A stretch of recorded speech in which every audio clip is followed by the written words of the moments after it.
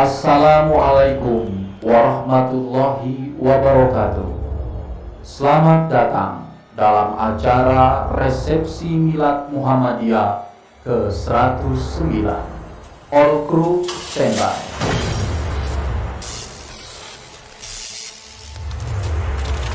Lighting standby. Selamat menyaksikan.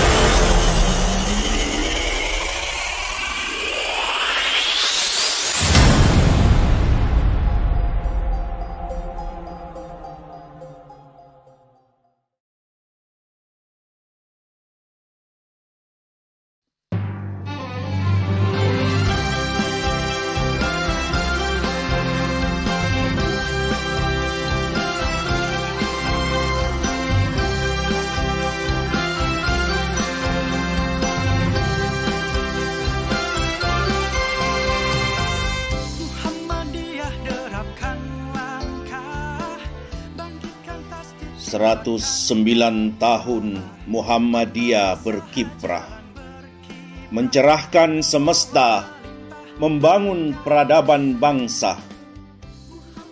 Berbagai dinamika, permasalahan, capaian organisasi sering terdengar. Setiap tahun meraih prestasi dari amal usahanya hingga aksi-aksi sosial yang tak diragukan lagi perannya. Rela berkorban demi misi dakwah dan kemaslahatan yang diemban Muhammadiyah merupakan kunci dari bermuhammadiyah itu sendiri. Mengikuti, mentaati apa yang telah menjadi garis kebijakan organisasi. Sami'na wa ata'na menjadi komitmen warga, anggota, dan kader Muhammadiyah dalam menggerakkan organisasi.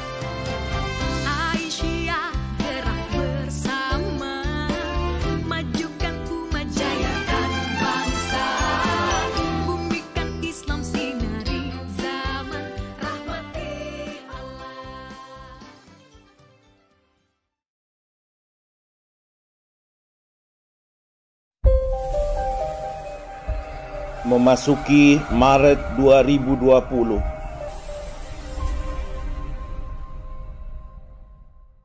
Kota Wuhan menjadi sumber pertama kali virus corona ditemukan. Dikutip dari tribunnews.com, Sabtu 25 Januari 2020.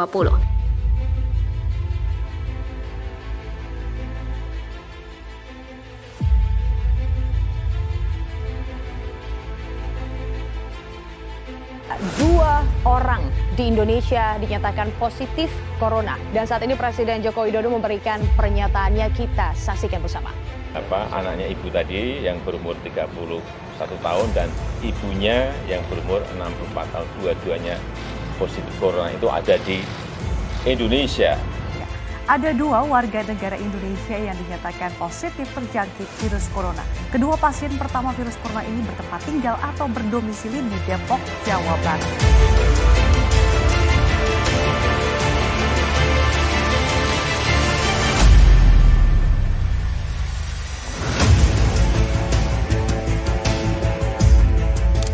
Berikutnya kita akan pantau data terkini persebaran corona di Indonesia. Tambahan 1.942 penambahan kasus COVID-19 di Indonesia menjadi yang terbanyak sejak pertama kali dilaporkan. Angka kematian akibat COVID-19 di Indonesia menjadi yang tertinggi se-Asia Tenggara.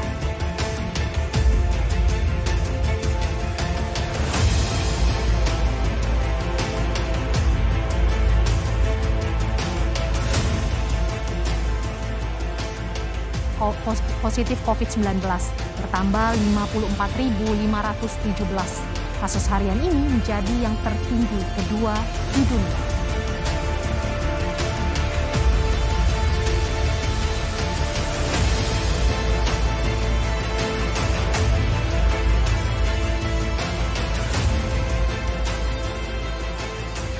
pemerintah telah menetapkan COVID-19 sebagai jenis penyakit dengan faktor risiko yang menimbulkan kedaruratan kesehatan masyarakat. Dan oleh karenanya pemerintah menetapkan status kedaruratan kesehatan masyarakat.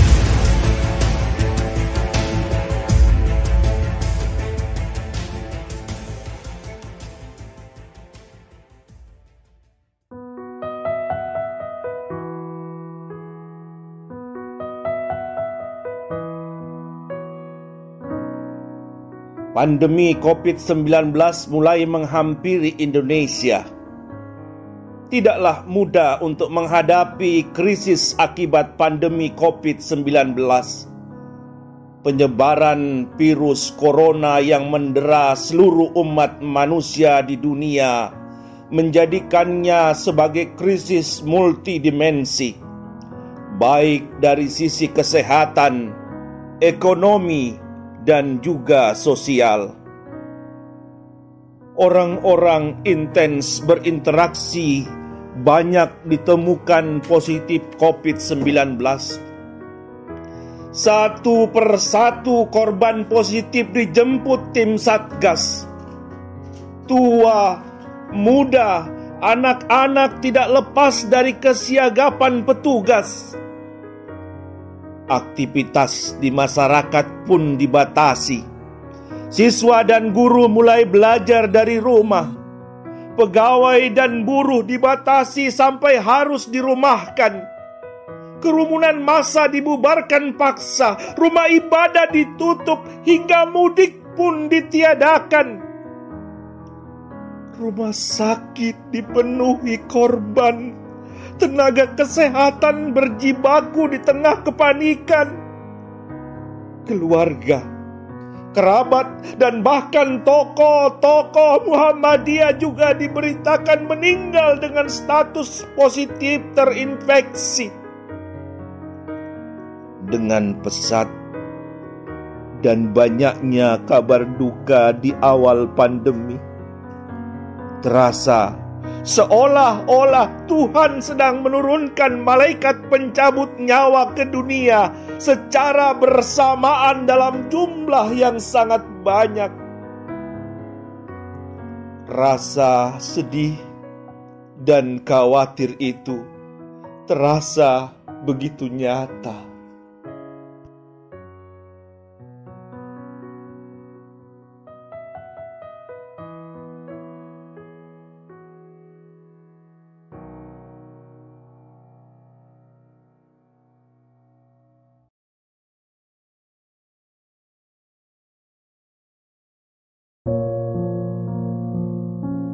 Innalillahi wa inna ilaihi raji'un.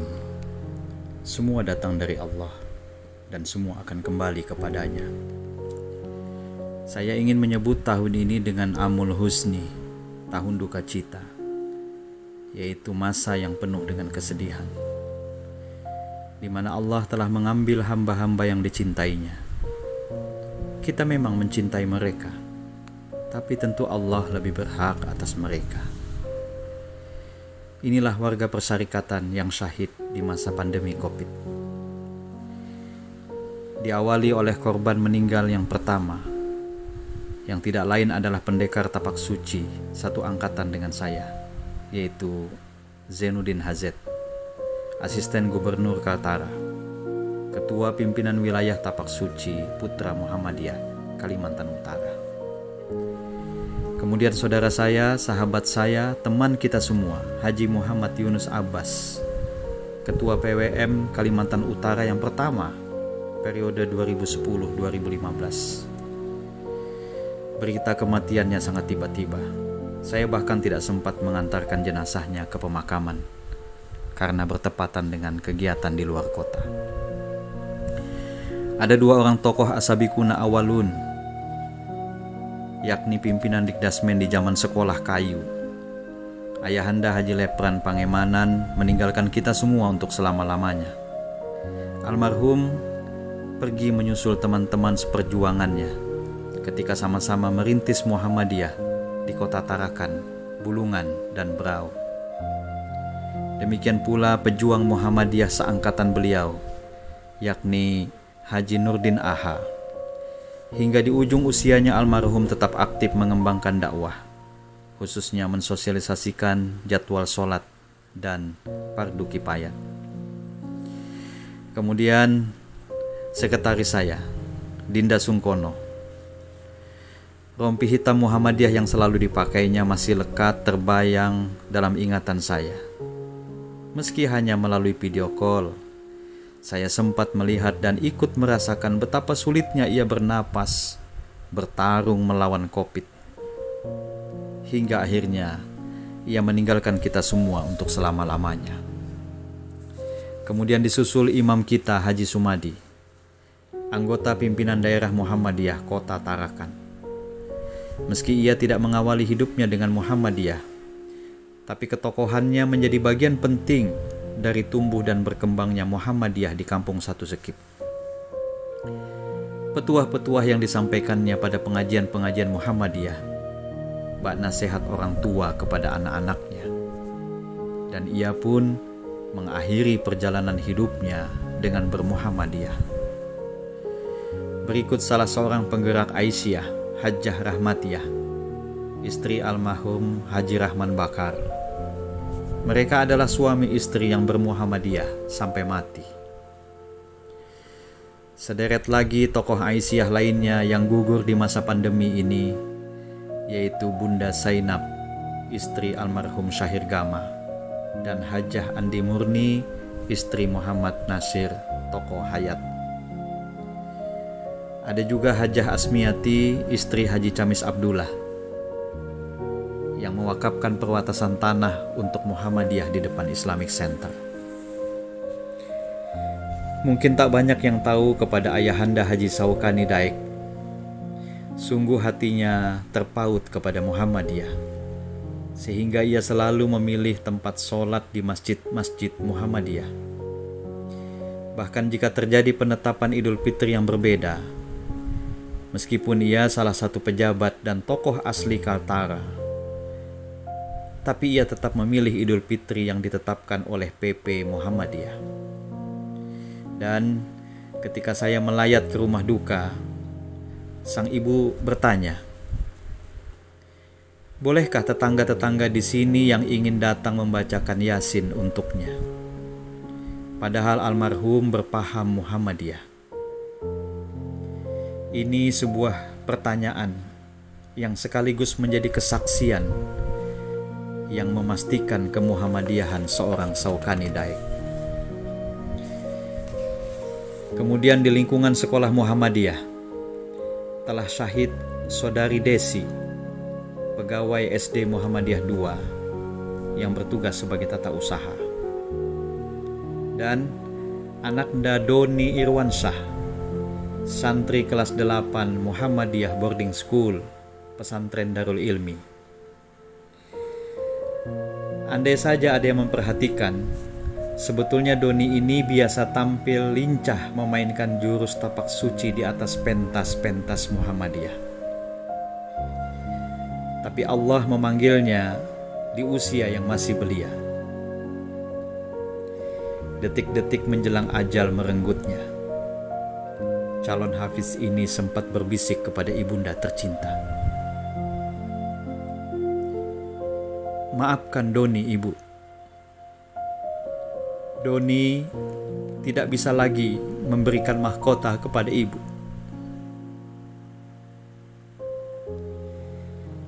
Selamat jalan anakku.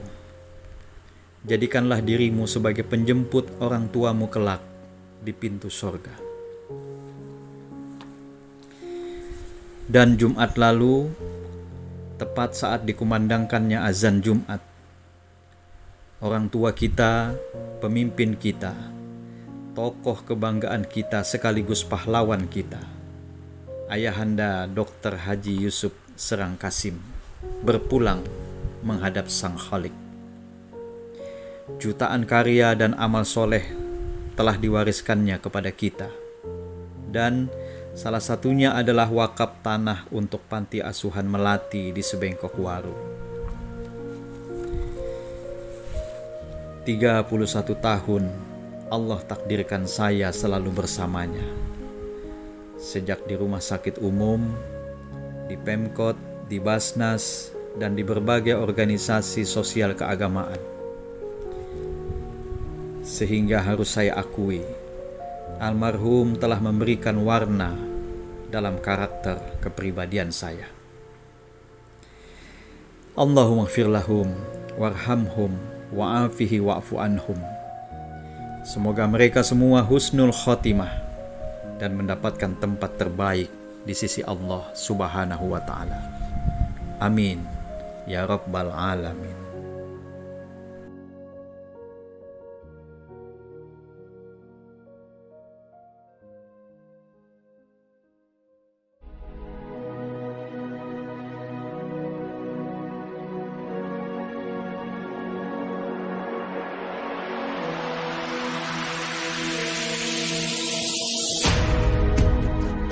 Bagi Muhammadiyah, COVID-19 merupakan bencana yang perlu ditangani bersama. COVID-19 adalah kejadian luar biasa yang harus segera dilakukan pencegahan dan tindakan secara nyata dan sungguh-sungguh, masif dan terkoordinasi dengan baik.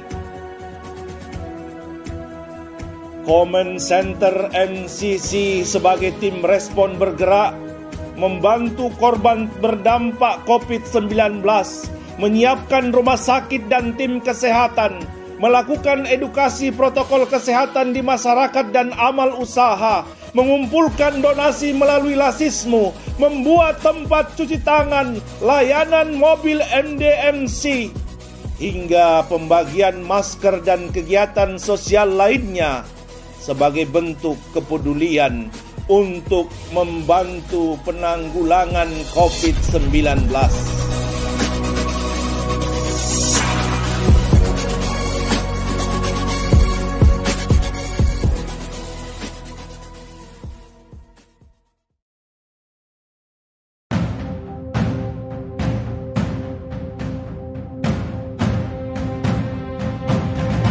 Mari kita bangkit menghadapi kondisi pandemi COVID-19. Allah berfirman dalam Al-Quran surat Al-Imran ayat 139. وَلَا تَهِنُوا وَلَا تَحْزَنُوا وَأَنْتُمُ الْأَعْلَوْنَ إِن كُنتُم مُّؤْمِنِينَ. Janganlah kamu bersikap lemah, dan jangan pula kamu bersedih hati, padahal kamulah orang-orang yang paling tinggi derajatnya jika kamu orang-orang yang beriman. Optimis merupakan sikap yang harus dimiliki oleh setiap manusia, khususnya seorang muslim. Karena dengan optimis seorang muslim akan selalu berusaha semaksimal mungkin mencapai cita-cita dengan penuh keikhlasan karena Allah Subhanahu wa ta'ala. Pandemi COVID-19 yang memberikan dampak negatif terhadap kesehatan, sosial dan perekonomian. Namun di balik pandemi tersebut, mari kita hadapi dengan meningkatkan sinergitas, kebersamaan, dan rasa optimisme di seluruh komponen bangsa untuk terus menebar nilai utama dalam mengatasi pandemi COVID-19.